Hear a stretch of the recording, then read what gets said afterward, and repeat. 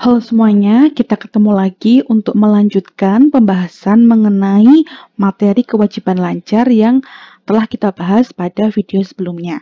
Nah, kali ini yang akan kita pelajari adalah jenis kewajiban lancar lain yang berbeda dari kewajiban lancar yang telah kita pelajari, yang kita sebut sebagai provisi dan juga kontingensi.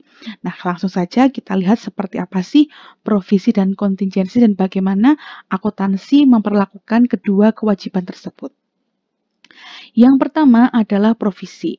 Provisi adalah kewajiban yang jumlah atau waktunya tidak pasti, sehingga inilah yang membedakan provisi dengan kewajiban lancar lainnya. Kalau kewajiban lancar lainnya itu jumlah maupun waktunya itu sudah pasti, kapan harus dibayar dan berapa kewajiban yang harus dilunasi oleh perusahaan itu bisa ditentukan sehingga langsung diakui di dalam laporan keuangan atau dalam jurnal umum atau dalam sistem informasi akuntansi. Sedangkan provisi yang memiliki jumlah atau waktu yang tidak pasti, maka hal ini yang membedakan akuntansi memperlakukan si provisi ini, yaitu nanti sebagian besar bukan sebagian besar, tapi bisa saja diungkapkan saja dalam laporan keuangan, artinya tidak dimasukkan ke dalam laporan keuangan kuantitatif atau bisa langsung dimasukkan ke dalam laporan keuangan kuantitatif. Nah, tipe provisi ini bisa dilaporkan sebagai kewajiban lancar atau tidak lancar tergantung estimasi yang dilakukan oleh perusahaan. Nah, estimasi inilah yang membuat provisi itu bisa dikategorikan sebagai kewajiban lancar atau tidak. Nah, siapa yang kemudian membuat provisi itu dan dasarnya apa? Nanti akan kita lihat bagaimana cara perusahaan mengklasifikasikan provisi.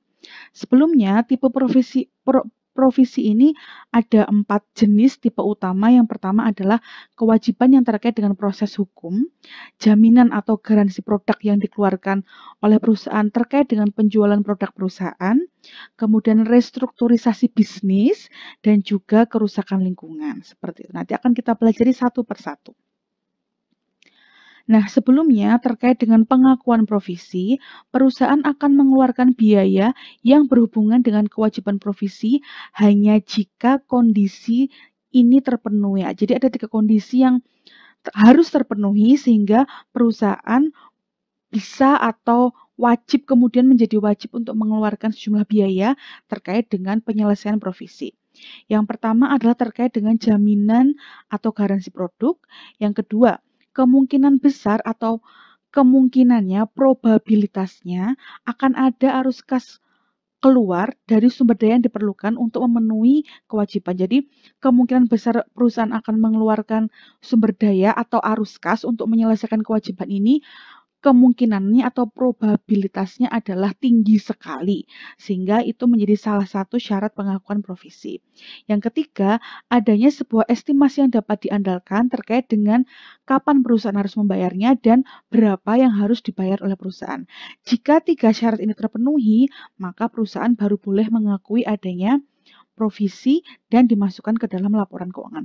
Jika salah satu saja tidak terpenuhi, maka perusahaan hanya mengungkapkan dalam catatan atas laporan keuangan atau bagian yang lain dari laporan tahunan perusahaan. Nah, contoh pengakuan provisi ini sebenarnya ada banyak ya. Ada yang terkait garansi, kemudian ada yang terkait dengan kontrak hukum dan lain sebagainya. Nah, contoh pengakuan provisi artinya perusahaan itu mengakui provisi dan dimasukkan ke dalam laporan keuangan adalah berdasarkan sebuah estimasi yang dapat diandalkan dari jumlah kewajiban yang dapat ditentukan. Contohnya di sini ada Santos Company yang memberikan garansi kepada pelanggannya terkait dengan penjualan dari produk elektroniknya. Garansi ini punya jangka waktu 3 tahun dari tanggal penjualan. Berdasarkan pengalaman masa lalu bahwa iris probable atau sangat mungkin bahwa akan ada claims dari pelanggan terkait dengan garansi. Biasalah teman-teman kalau misalnya beli barang elektronik itu kan pasti ada garansi ya. Sehingga kalau misalnya setelah dibeli kemudian masih dalam masa garansi itu barangnya tidak berfungsi atau mengalami kerusakan yang tidak diakibatkan oleh pemakai, oleh kita, pemakaian kita gitu ya, biasanya akan kita klaim garansinya. Nah, pertanyaannya, haruskah Santos mengakui garansi ini pada laporan posisi keuangan pada tanggal provisi ini harus terselesaikan? Maka sebelum kita menemukan jawabannya, kita akan melakukan sedikit analisis singkat.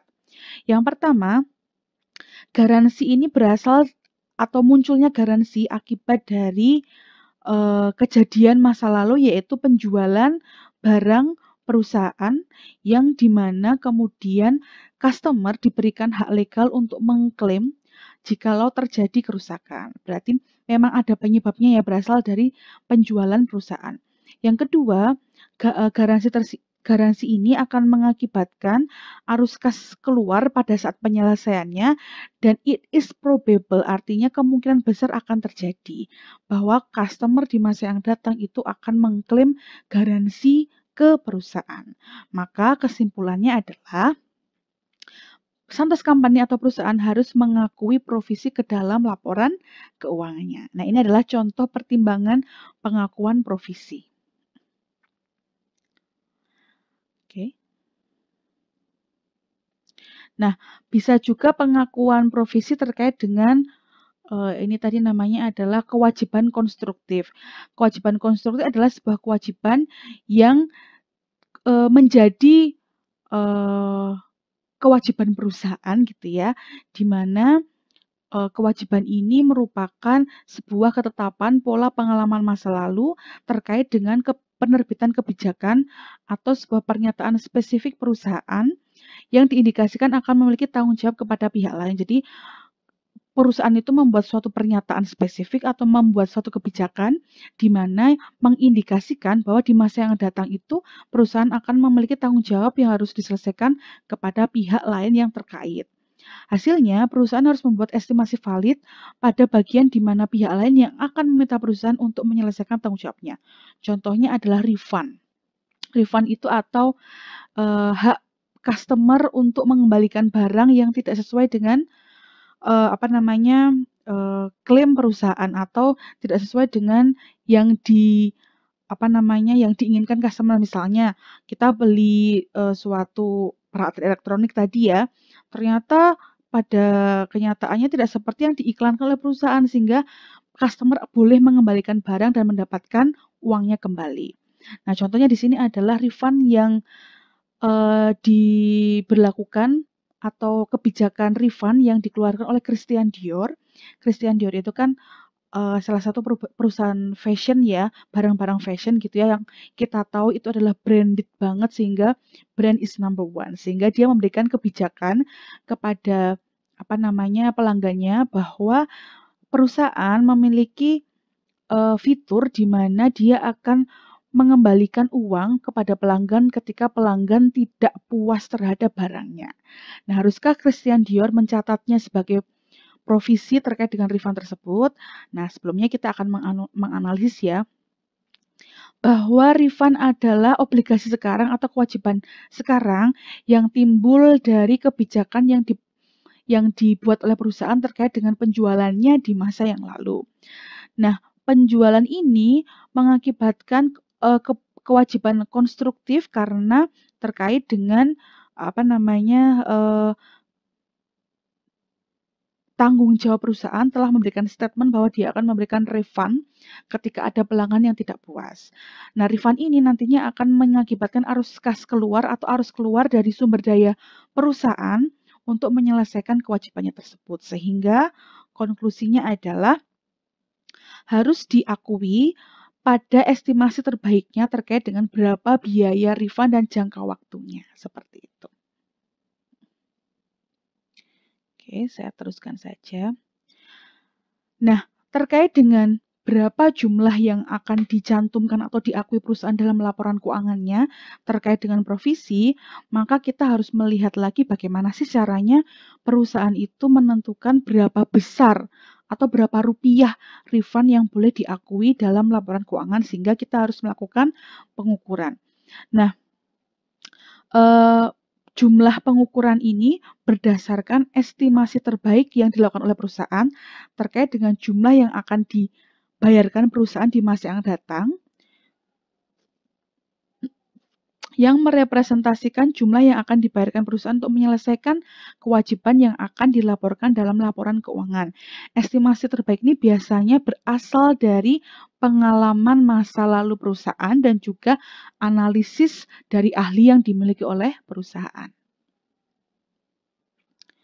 Nah, contoh pengukuran di sini adalah di mana manajemen harus mempertimbangkan berdasarkan transaksi masa lalu yang sama, diskusi dengan ahli, dan menggunakan informasi lain yang berhubungan, sehingga perusahaan ini bisa mendapatkan nilai estimasi terkait berapa provisi yang harus dibayarkan oleh perusahaan dan diakui dalam laporan keuangan dan kapan harus membayarnya. Contohnya adalah garansi Toyota. Toyota memutuskan bahwa 80% mobil yang dijual tidak akan mengeluarkan biaya garansi, sedangkan 12% dari mobil yang terjual akan mengeluarkan biaya substansial dan 8% akan mengeluarkan sedikit biaya. Dalam kasus ini, dengan mempertimbangkan kemungkinan pengeluaran dengan probabilitas yang tinggi, jadi probabilitas itu teman-teman adalah kemungkinan. Kemungkinan yang sangat mungkin terjadi namanya adalah probable, sehingga dikatakan kalau diterjemahkan dalam bahasa Indonesia adalah probabilitas. Kemungkinan di bawahnya probable adalah maybe. Kemudian, mohon maaf, di bawah probable adalah possible, di bawahnya lagi ada maybe, di paling bawah adalah impossible, sehingga kemungkinan yang paling kemungkinan yang paling mempengaruhi apakah perusahaan itu akan mengakui sebuah provisi adalah kemungkinan yang probable atau probabilitasnya yang paling tinggi. Sehingga ketika probabilitas itu terjadi, maka Toyota memutuskan untuk memperhitungkan kewajiban garansi dan dimasukkan ke dalam laporan keuangan. Diakui sebagai kewajiban lancar maupun tidak lancar tergantung tadi ya estimasi perusahaan. Contoh lagi misalnya Carrefour ya, sebenarnya kalau di Carrefour itu kita juga berhak mendapatkan refund atas barang yang tidak sesuai, misalnya ternyata rusak dan lain sebagainya. Sehingga kalau refund ini probabilitasnya tinggi, maka perusahaan harus mempertimbangkan untuk mengakui provisi refund tersebut dalam laporan keuangan. Perusahaan seperti Novartis atau perusahaan minyak ya, kalau di Indonesia itu Pertamina, banyak sekali resiko di masa yang datang terkait dengan hal-hal yang bisa menimbulkan kewajiban yang diakibatkan dari produktivitas perusahaan. Contohnya kalau Pertamina itu mengebor minyak akan mengakibatkan kerusakan lingkungan, artinya ada risiko bahwa di masa yang datang dari aktivitas tersebut perusahaan akan mengeluarkan sejumlah sumber daya untuk menyelesaikan kewajibannya terkait dengan misalnya dia melakukan kerusakan lingkungan. Nah, kewajiban seperti ini memerlukan yang namanya time value for money, sehingga nanti perhitungannya mempertimbangkan nilai waktu dari uang. Nah, seperti yang tadi sudah disampaikan di depan, sebenarnya tipe umum dari provisi ini ada 4, kemudian ini dispesifikan lagi menjadi 6, yaitu perkara hukum, garansi, premi, environmental provision, kontrak berat, dan juga restrukturisasi. IFRS meminta atau mengharuskan bahwa perusahaan itu harus melakukan pengungkapan luas terkait provisi pada catatan atas laporan keuangan. Bagaimanapun, perusahaan tidak mencatat atau melaporkan resiko umum kontingensi pada operasi perusahaan. Artinya apa? Bahwa meskipun provisi ini ketidakpastiannya itu tinggi atau kemudian menjadi tidak pasti akan terjadi di masa yang datang, atau perusahaan itu gagal untuk melakukan estimasi terbaik, maka walaupun tidak dimasukkan ke dalam laporan keuangan kuantitatif, misalnya laporan posisi keuangan, tetap harus diungkapkan di dalam catatan atas laporan keuangan. Karena salah satu karakteristik kualitatif informasi akuntansi adalah full disclosure, bahwa perusahaan itu harus mengungkapkan semua informasi yang relatif terhadap kinerja keuangannya, seperti itu. Nah, sebenarnya ada satu lagi yang namanya kontingensi, tapi akan kita bahas di belakang, itu yang perlakuan akuntansinya agak berbeda, tapi sudah disebut di sini. Oke, terkait dengan provisi tuntutan hukum, perusahaan itu harus mempertimbangkan untuk menentukan mencatat kewajiban dengan mematuhi tuntutan hukum dan klaim aktual atau kemungkinan klaim dan penyesuaian karena yang pertama, periode waktu terjadinya kasus yang mendasari perkara benar-benar terjadi. Yang kedua, kemungkinan dari pengeluaran yang tidak diinginkan di masa yang datang. Dan yang ketiga adalah kemampuan untuk membuat estimasi yang pantas dari jumlah kerugian. Jadi kalau tiga hal ini sudah ada, maka perusahaan harus mempertimbangkan untuk mengakui tuntutan hukum ini sebagai provisi. Hal yang lain yang harus dipertimbangkan yaitu tingkat probabilitas bahwa tuntutan mungkin akan diloloskan oleh pengadilan, sehingga perusahaan ini akan dibebankan untuk membayar sejumlah dana atau mengeluarkan arus kas untuk menyelesaikan kewajibannya terkait dengan tuntutan hukum. Biasanya kalau tuntutan hukum itu kan pakai proses pengadilan ya, jadi kalau perusahaan kalah maka dia harus menyelesaikannya, salah satunya adalah dengan cara membayar sejumlah uang kepada pihak ketiga. Yang kedua, memang kemungkinan akan arus kas yang tidak diinginkan itu sangat besar sehingga perusahaan harus mengakuinya sebagai provisi. Contohnya nih, Scursis Incorporation terlibat dalam tuntutan hukum pada Desember 31 tahun 2010. Nah, ada dua situasi nih. Yang pertama, siapkan jurnal Desember 31 dengan asumsi bahwa kemungkinan besar Scursis akan dikenakan denda sebesar $900.000 sebagai akibat dari tuntutan, dan siapkan jurnal pada tanggal 31 Desember dengan asumsi bahwa kemungkinan besar Scursis atau perusahaan akan memenangkan tuntutan hukum. Jadi yang A itu kalau perusahaan kalah, kalau B itu yang kalau kemungkinan tuh perusahaan menang. Untuk mengakomodasi yang A, maka ketika probabilitasnya tinggi, maka kita harus mengakui provisi tersebut, sehingga perusahaan harus membuat jurnal seperti ini, yaitu debit kerugian tuntutan hukum 900.000, kreditnya adalah kewajiban tuntutan hukum 900.000. Untuk yang kerugiannya akan masuk ke laporan laba rugi komprehensif pada bagian pendapatan atau biaya atau laba rugi komprehensif, sedangkan kewajiban tuntutan hukum ini akan masuk ke dalam laporan posisi keuangan di bagian liabilitas jangka pendek. Kemudian kalau perusahaan itu yakin bahwa dirinya akan menang di pengadilan, maka tidak perlu kita menjurnalnya, cukup diungkapkan saja dalam laporan catatan atas laporan keuangan atau bahkan hanya dengan memo saja, seperti itu. Nah, kalau ini provisi jaminan ya, contoh kasusnya tadi penjelasannya sudah saya jelaskan di depan. Kita langsung masuk contoh soalnya. Jadi kalau provisi berupa jaminan atau garansi ini ada dua metode untuk mencatatnya, yaitu cash basis dan accrual basis. Nah, cash basis ini kita akan dipakai oleh perusahaan ketika perusahaan gagal atau tidak mampu menemukan estimasi terbaik. Jadi provisi garansi hanya akan dicatat pada saat terjadinya saja, sehingga jurnalnya nanti cuma beban garansi, debit, kreditnya adalah kas atau sumber daya lain yang digunakan untuk menyelesaikan garansi. Ingat ya bahwa hanya jika perusahaan tidak dapat menemukan estimasi terbaiknya saja. Sedangkan accrual basis diaplikasikan ketika perusahaan itu berhasil menemukan atau menyusun estimasi terbaik mengenai jumlah dan waktu yang tepat terkait dengan provisi garansi dan kemudian nanti akan diungkapkan dan diakui dalam laporan keuangan. Untuk metode accrual basis method, beban biaya garansi dikenakan pada beban operasi tahun berjalan, dan pendekatan biaya garansi biasanya yang dilakukan adalah menggunakan pengalaman masa lalu.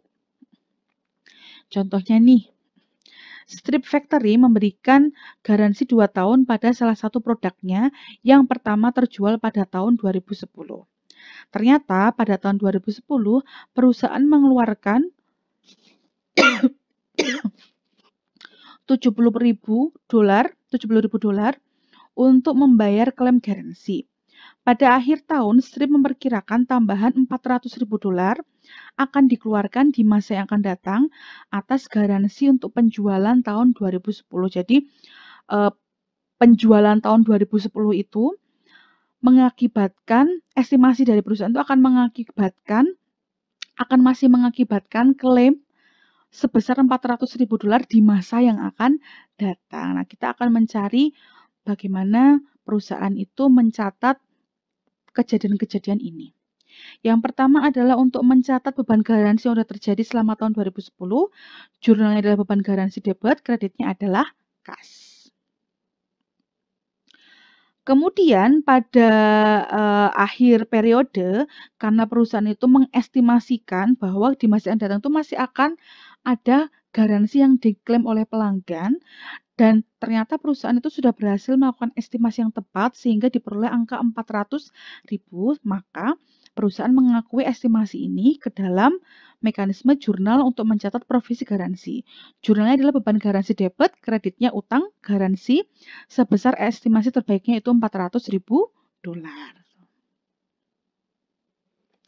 Ini ada contoh soal, silakan besok ini adalah contoh soal yang besok teman-teman harus kerjakan ya. Kita kerjakan pada saat praktikum. Kemudian provisi terkait premi dan kupon. Biasanya untuk menarik pelanggan, perusahaan itu memberikan premi dan kupon bagi pelanggan sehingga dengan syarat tertentu pelanggan itu bisa mendapatkan fasilitas berupa potongan pembelian ataupun kupon penukaran barang. Nah, kita langsung aja kita lihat perlakuan akuntansi yang perlu diperhatikan. Yang pertama adalah perusahaan harus berhasil mengestimasikan jumlah penawaran premi yang belum ditukarkan yang konsumen akan tukarkan. Jadi harus ada estimasi kira-kira berapa sih yang akan ditukarkan oleh konsumen dan berapa yang kedepannya masih akan ditukarkan oleh konsumen. Kemudian hitung biaya penawaran premium ke beban premium dan kredit utang premium. Biar langsung jelas kita lihat contoh soalnya.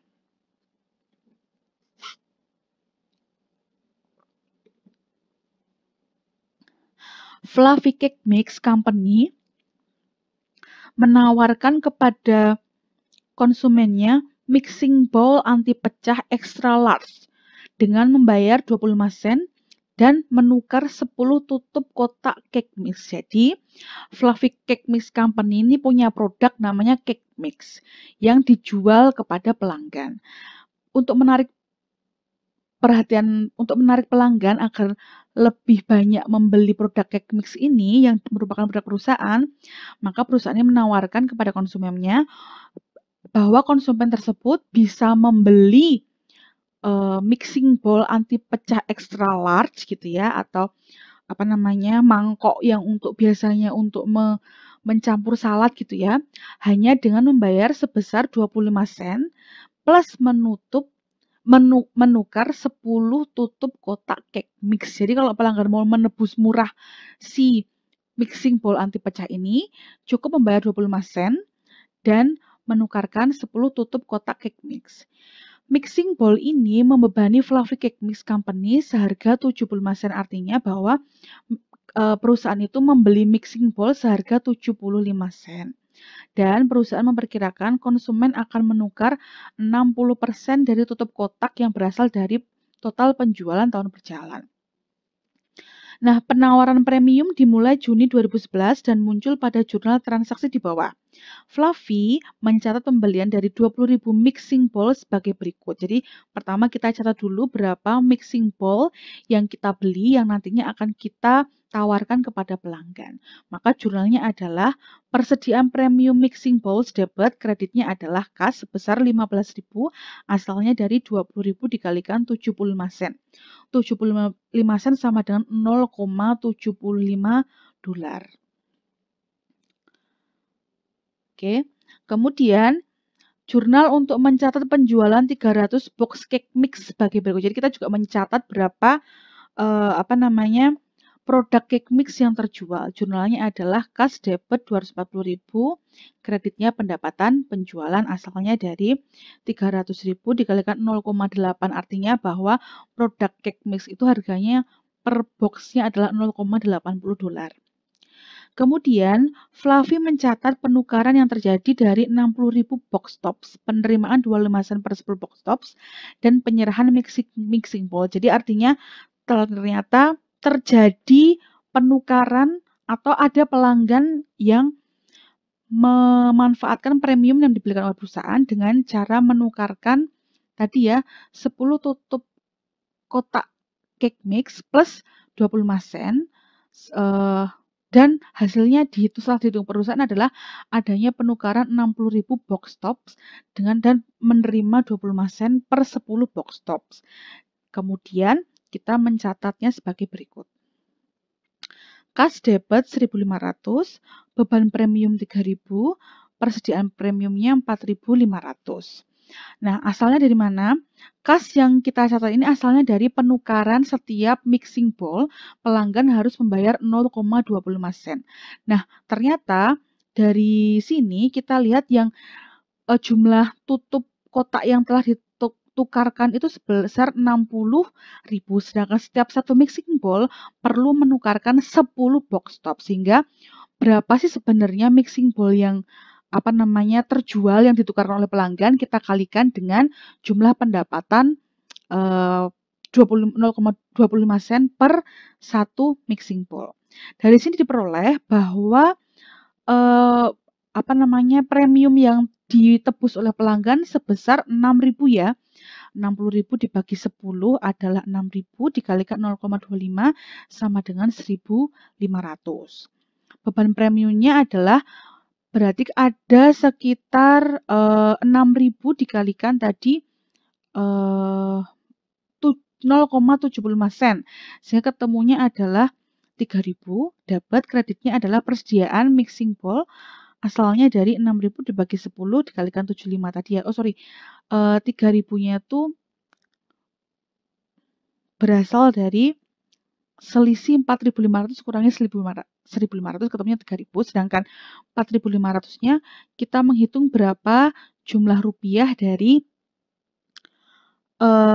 premium atau mixing bowl yang kita serahkan kepada pelanggan. Dulu belinya kan 0,75, sehingga 6.000 mixing bowl itu harganya setara dengan 4.500. Inilah yang persediaan mixing bowl yang telah kita berikan kepada pelanggan, seperti itu. Akhirnya, Fluffy membuat ayat jurnal penyesuaian pada akhir periode untuk mengestimasi hutang premium outstanding untuk premium yang masih ditawarkan. Jadi, kita lihat di sini perhitungannya. Total cake mix yang terjual adalah 300.000. Total yang diestimasi akan tukarkan adalah 60% dari penjualan, yaitu 180.000. 300.000 dikalikan 60%. Kemudian box top yang telah ditukarkan oleh pelanggan selama tahun 2011 adalah 60.000, sehingga estimasi penukaran di masa yang datang adalah 120.000. Maka estimasi biaya dari klaim yang masih akan ditukarkan di masa yang datang adalah sebesar 6.000. Perhitungannya seperti ini.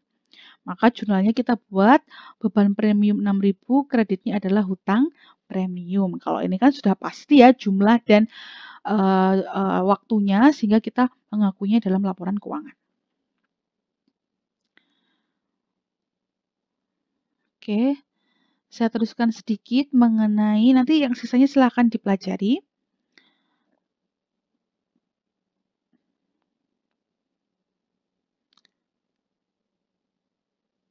Nah, terkait dengan kewajiban kontingensi.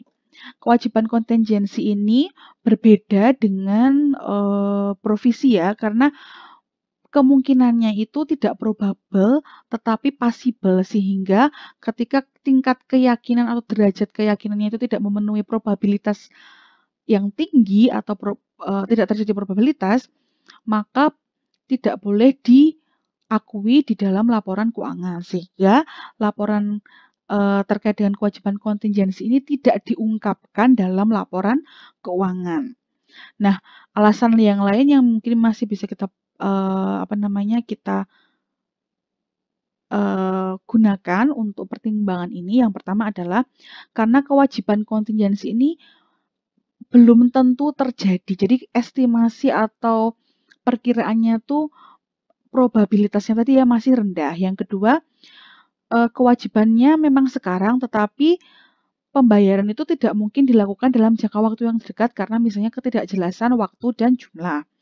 Yang kedua, estimasi yang terbaik itu tidak dapat dibuat oleh perusahaan sehingga diungkapkan pun tidak bisa. Sehingga biasanya perusahaan terutama perbankan gitu ya, di mana tingkat kontingensinya sangat tinggi, biasanya pada laporan tahunannya selain membuat laporan keuangan, dia juga membuat yang namanya kewajiban kontingensi tersendiri yang terpisah dari laporan kuantitatif maupun catatan atas laporan keuangan. Meskipun tidak diakui dalam laporan keuangan, tapi karena kewajiban kontingensi ini ada kemungkinannya, meskipun kemungkinannya tidak terlalu tinggi ya, itu akan terjadi di masa yang datang dan perusahaan kemudian akan mengeluarkan sejumlah sumber daya untuk melunasi kewajiban ini. Ada kemungkinannya gitu, meskipun nggak tinggi. Hal ini menjadi informasi yang tetap relevan dan harus disampaikan kepada stakeholder laporan keuangan sehingga dibuatkanlah laporan keuangan tersendiri yang namanya adalah laporan kontingensi. Sehingga sangat wajar kalau dalam laporan tahunan, selain laporan keuangan, perusahaan juga menyampaikan laporan kontingensi karena hal-hal yang tadi setelah kita bahas sebelumnya. Nah, ini adalah petunjuk kewajiban kontingensi di mana ketika kontingensi ini berada pada kuadran probabilitas 5-50% sehingga dia hanya diungkapkan saja dalam laporan kontingensi gitu ya. Atau bisa sih dalam laporan keuangan kalau memang dia mencapai 5%. Tapi kalau misalnya kurang dari 5%, maka tidak usah dimasukkan ke dalam catatan atas laporan keuangan, tapi dibuatkan laporan keuangan kontingensi. Nah, teman-teman, kira-kira itu terkait provisi dan kontingensi. Untuk lebih lengkapnya, mari kita berdiskusi pada pertemuan selanjutnya. Jika ada yang ingin ditanyakan, silakan disampaikan dalam forum yang saya buat dalam LMS atau pada WhatsApp group. Silakan mempelajari materi ini dengan baik, kemudian nanti kita diskusi agar di hari Jumat besok kita sudah bisa membahas mengenai praktek latihan soal. Terima kasih atas perhatiannya. Semangat belajar, sampai jumpa lagi.